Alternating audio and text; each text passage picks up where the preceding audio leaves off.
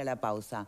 Para un abogado penalista, esto de la población toda adeñada, digamos, perdón por el neologismo, ¿es un riesgo o una ventaja? Yo tengo la posición de que es un riesgo para la población en general. De verdad. No, de verdad, para el bueno, delincuente. te voy a explicar. ¿Se presume inocente? No, pero a ver. Esto se creó por allá por el 2011, por ahí se creó el registro y se empezó a aplicar, se empezaron a tomar muestras de registro en el 2013. Y en el 2014 creo que el FBI le regaló al Uruguay un software a los efectos de poder hacer el cotejo y demás. Y de ese entonces a esta parte, unas 50 o 60 mil personas tienen, la policía tiene ese registro, ¿no? De todos los que son procesados con o sin prisión.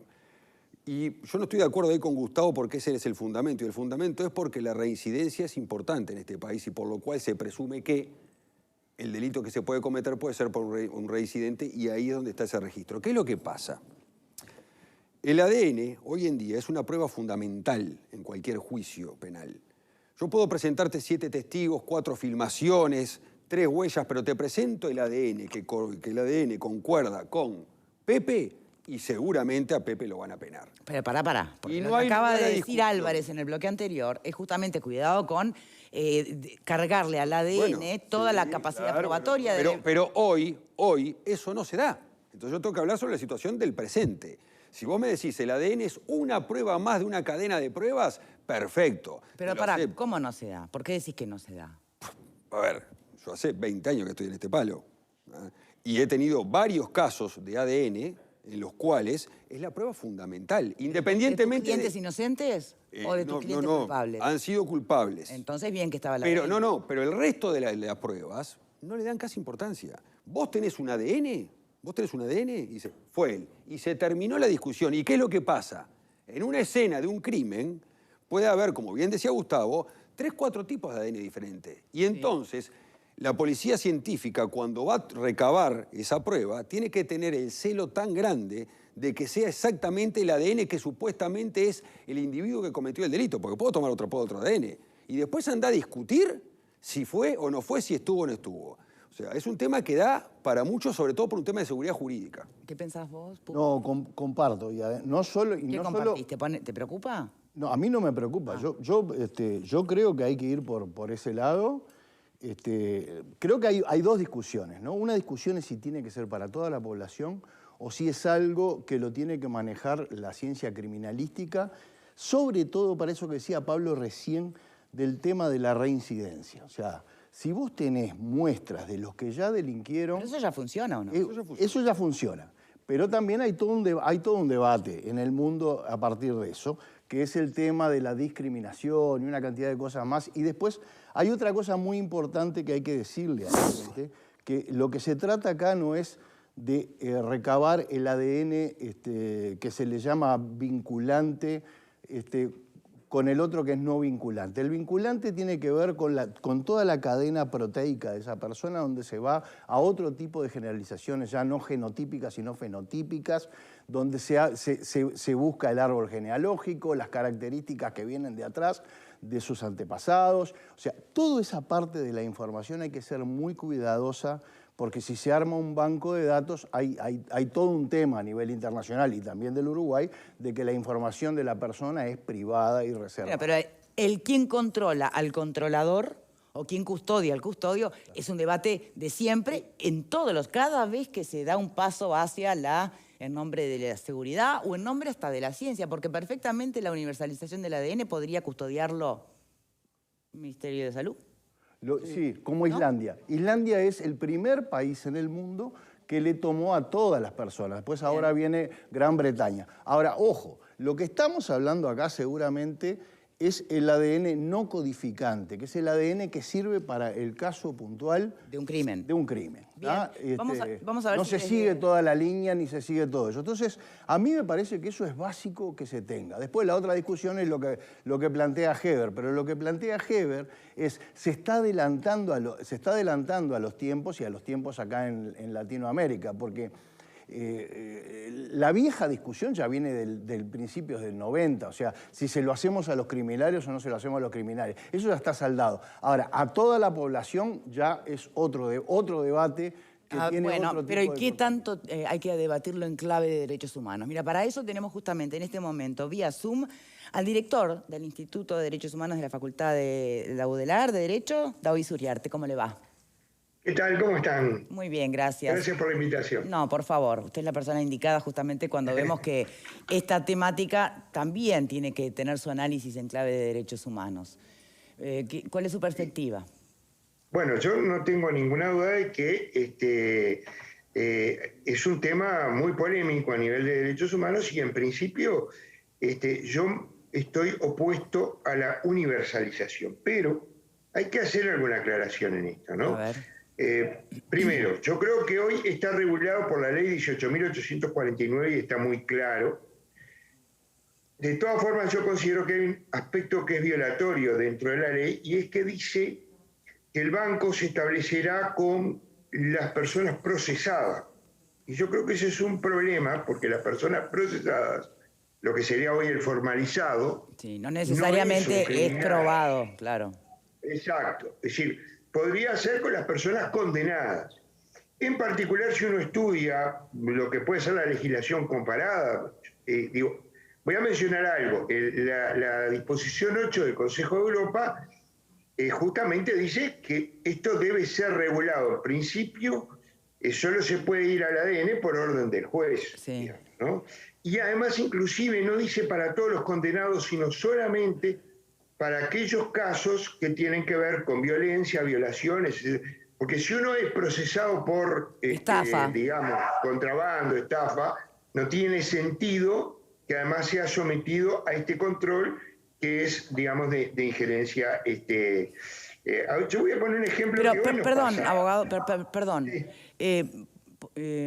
¿Por qué no tiene sentido? Hoy hizo una estafa. Mañana, Sí. ¿por qué no puede irse para un camino digamos, más violento? El riesgo, a ver, las leyes restrictivas, o sea, y las que imponen restricciones a nuestro derecho a la privacidad, tienen que tener una lógica en función del daño, de la gravedad que eso hace a la sociedad y de lo que estamos afectando. ¿Pero es previsible el daño a la sociedad, tal como ha venido evolucionando la violencia? Que no es lo mismo. A ver, yo puse el ejemplo de la estafa, yo te podría decir, bueno, vamos a suponer un homicidio culposo. O no siquiera un homicidio, lesiones culposas. ¿Ah? O abuso de funciones, ya que estamos en un tema que siempre ha sido polémico. ¿Es necesario intervenir en la privacidad de la persona para esto? ¿Pero es la privacidad de la persona, su ADN? Sí, ¿Hasta qué punto es la privacidad de la persona privacidad? porque no es lo mismo que la huella dactilar. ¿Por qué no? No es no, porque tiene un contenido, cuando se extrae el ADN, un contenido que no es que solamente se precisa a través de ese ADN se pueden adivinar muchas cosas de la persona. Toda su herencia genética está en la persona. Yo digo, hay un tema que... Pero ¿y cuál sería el riesgo de que se sepa la herencia genética de una persona? La manipulación de esos datos que se puede hacer en forma espuria. Y yo diría, hoy estaba escuchando al propio ministro Heber que reconoció un error en un seguimiento que se hizo, y él reconoce que fue un error, que fue un exceso. En Rocha. En Rocha, ¿verdad? ¿Qué pasa si me hacen un exceso con el ADN? Ahora, hoy... Pero, por ejemplo, deme un ejemplo... Tú preguntabas hoy, ¿quién controla al controlador? Bueno, sí. el mejor control del controlador es el juez.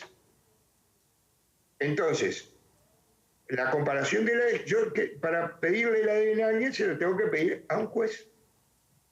Y eso está previsto en la ley. Sí, pero a ver, podría funcionar la universalidad del ADN, pero a su vez, sigue siendo el juez el que pide un cotejo.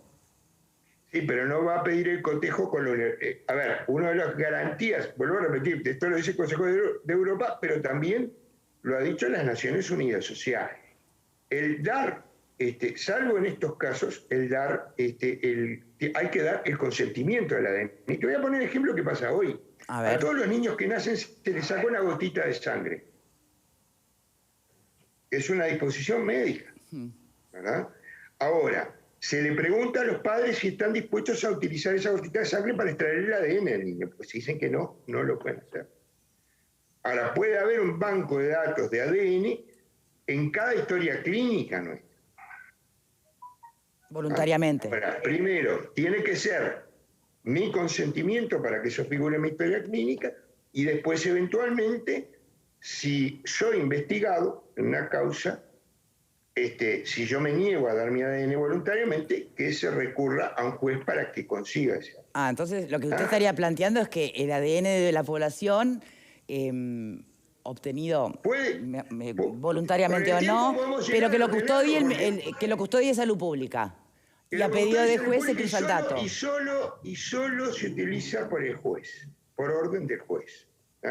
Pero lo que no estoy de acuerdo es que se pueda manipular el tema de decir, bueno, vamos a pasar por los 3,5 millones de uruguayos para ver si alguno es el que apareció en la escena del crimen. Porque como bien decía el colega recién, la situación puede ser absolutamente circunstancial, pero además yo no tengo ninguna garantía de para qué se está utilizando eso. Bien, pero le hago una pregunta. Dios no quiera, pero mañana alguien comete un delito y le arrebatan la vida a un ser querido. Le arrebatan la vida a un ser querido.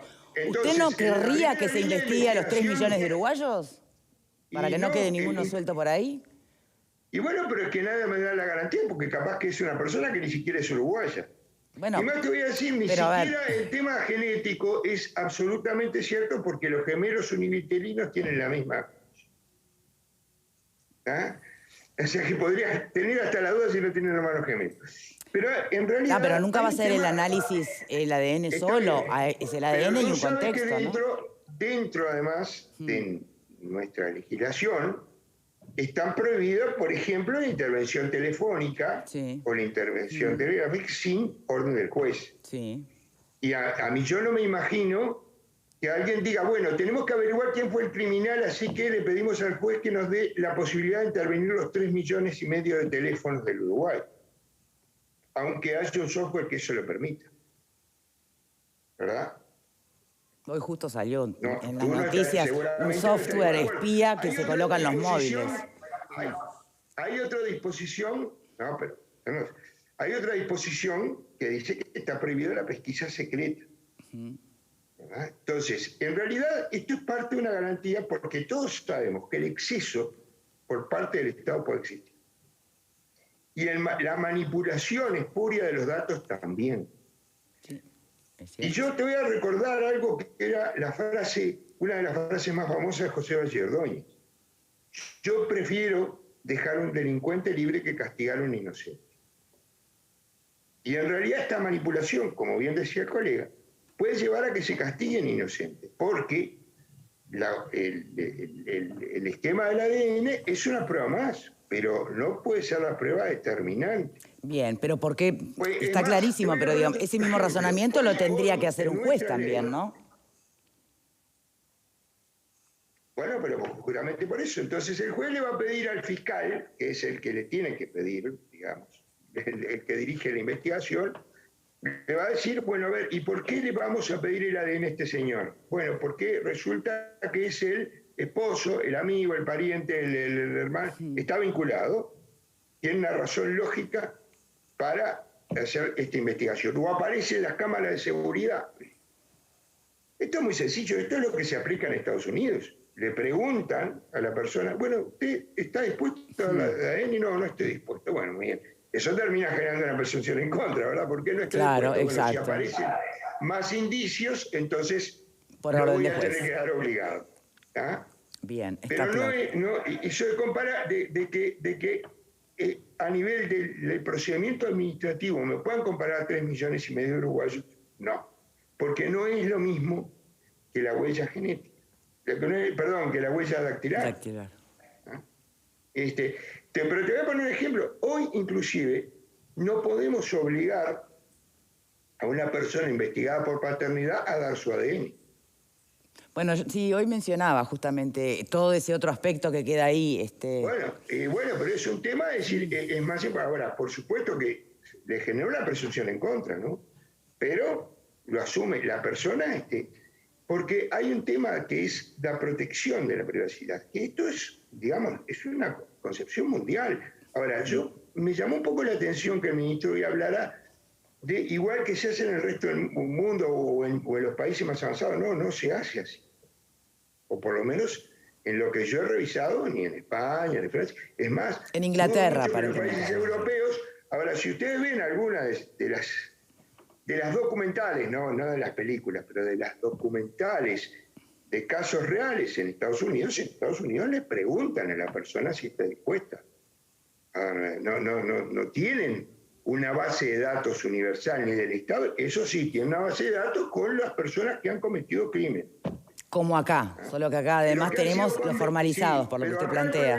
Vuelvo a repetirte que el problema es que acá dice procesados, y yo creo que eso está mal, tendrían que ser los condenados. Y en Europa, por ejemplo en Francia, es los condenados para determinados delitos. Bien. Delitos que tienen que ver, importantes, digamos, importantes a nivel físico, digamos, a nivel de agresión física. Está claro. Uriarte, muchísimas gracias, como siempre, por su favor, tiempo. a las órdenes. Gracias. Muchas gracias.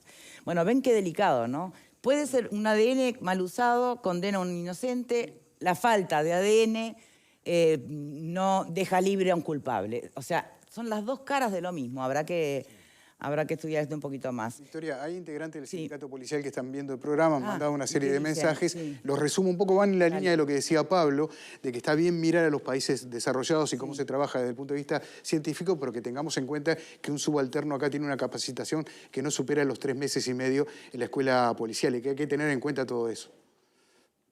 Bueno, pero es... Bueno, pero es lo que decía Pablo No, está hoy en la bien, está línea bien. de que... Pero acá estamos hablando del Instituto Forense. Pero no estaría mejor prepararnos ¿quién más, recurre? estudiar más, que Policial. seguir diciendo que no a las herramientas que están a disposición. Por... No, te digo lo que La- se la- comenta la desde el herramienta- sindicato. La herramienta es muy buena y lo ha demostrado con los hechos. El tema es cómo se aplica. ¿Saben quién viene ahora como invitado? Es por otro tema, pero seguro que le va a gustar opinar sobre esto. Tiene ADN, sí, como no. ¿Dio la muestra de ADN? Esperen, pero antes de denunciarlo, quiero que ustedes conozcan